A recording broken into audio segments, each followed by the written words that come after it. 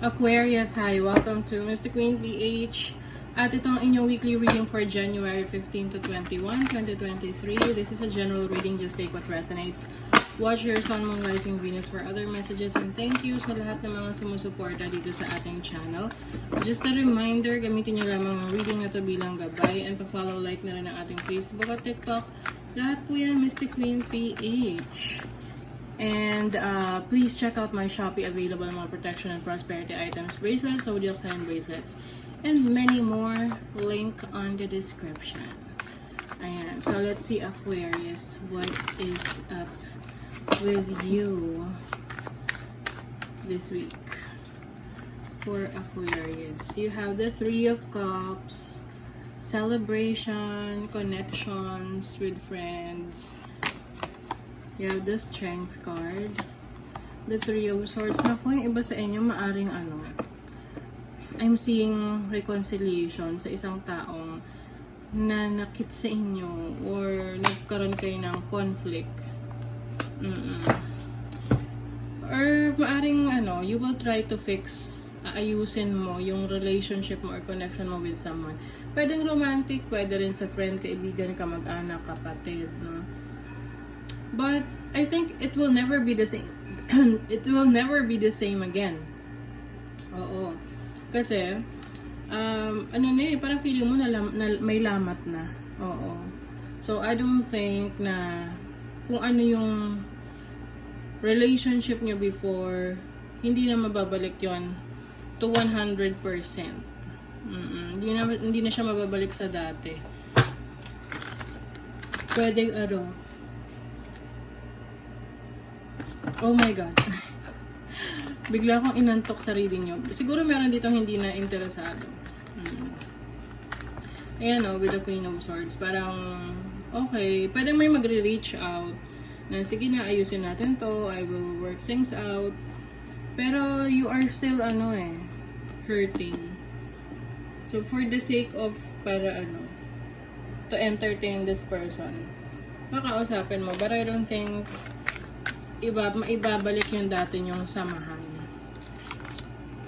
Ayan hindi ka na masaya. Oo, bored ka na sa relationship na to. Parang feeling mo, yun lang ba yung kaya mo? Ganon. You have the Wheel of Fortune. You're moving on. For you, Aquarius. Gusto mo na ng something new, something awesome, something wonderful. Anything na magbibigay sa'yo ng happiness, contentment. Of course, meron din yung connection to, pwede rin itong maging connected sa trabaho, sa business, no, sa career na hindi ka na naging masaya or parang feeling mo left out ka na. A lot of disappointments yung binibigay sa'yo ng trabaho, ng career, ng business na to. And you feel na it's time to mag-iba ng landas or yung tipong redirection. You feel na this is not what you want. You want change. And I think itong change na to ay ibibigay mo talaga sa sarili mo. Especially that Pluto is entering the sign of Aquarius. Yes, sa I think January 20. So that's a major transformation. Mostly sa may mga Aquarius sign. Tsaka sa may mga fixed sign. Oo. Kasi may mga major changes sa kanilang career, sa sarili nila, sa family nila, sa career nila, ganun. So, yes, major change. Let's see some money, career, finances for Aquarius. Oh, this is your energy, the Star. Very much determined kayo na ma-achieve yung goals ninyo. And I think willing kayo na matuto, willing kayo na i-mentor, willing kayo na mag-undergo ng training. And I think parang tinitingnan mo rin, nire-reassess mo rin yung nangyari sa buhay mo na parang wala masyadong nagbabago nung mga nakaraan. But definitely this time, Especially if you are Aquarius rising, no? Even Aquarius sun, Aquarius moon. Kung ikaw may mga Aquarius placements sa iyong natal chart. So, a lot of major changes coming in sa inyo. Especially sa sa fourth quarter ng January, starting from January. So, let's see. Healing din to. So, I think you are healing anything related sa trabaho, kung meron kang mga sama ng loob sa katrabaho mo, sa boss mo, or even sa sarili mo na you feel na hindi ka masyadong, wala ka masyadong na-achieve ng mga nakaraan. So, I think you are forgiving yourself dun sa mga na-miss out mo. And you are redirecting to a new path. So, sa love life naman, you have the Ace of Cups. So, may new beginnings. Yung iba sa inyo, maaring you will enter a relationship na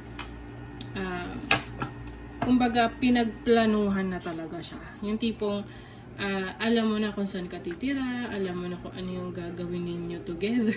I mean, ano siya, parang pinag-usapan, pinagplanuhan na relationship. Oo, yung iba kasi, 'di ba, pagpapasok sa relationship, basta-basta na lang. Yung iba sa inyo, ito ay talagang may stability. Ito yung talagang someone who knows what they want.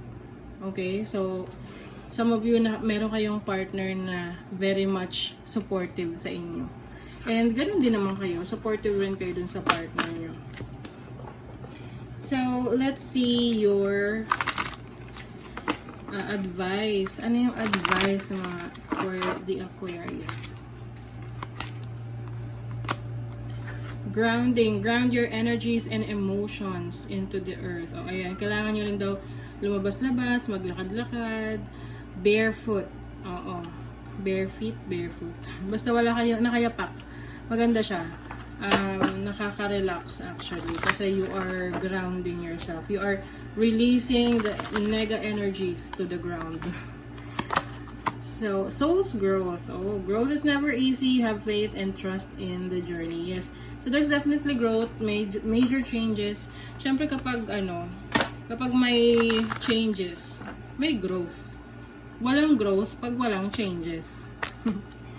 Initiations, be open through this transitional time. So, being parang initiator, no? Ikaw yung mauuna, ikaw yung meron kang pagkukusa, no, na gawin yung mga dapat mong gawin na hindi na kailangan nire-remind pa ng iba. Kasi ibig sabihin may awareness ka doon sa mga responsibilities mo, may awareness ka doon sa mga goals mo, at gagawa ka ng action to make it happen. Okay? So, that is your reading, Aquarius. Kung nagustuhan nyo ito, naka-resonate kayo, mag-comment kayo dyan, like, share, subscribe, para lagi kayo updated sa ating mga readings. Thank you so much, Aquarius. See you again.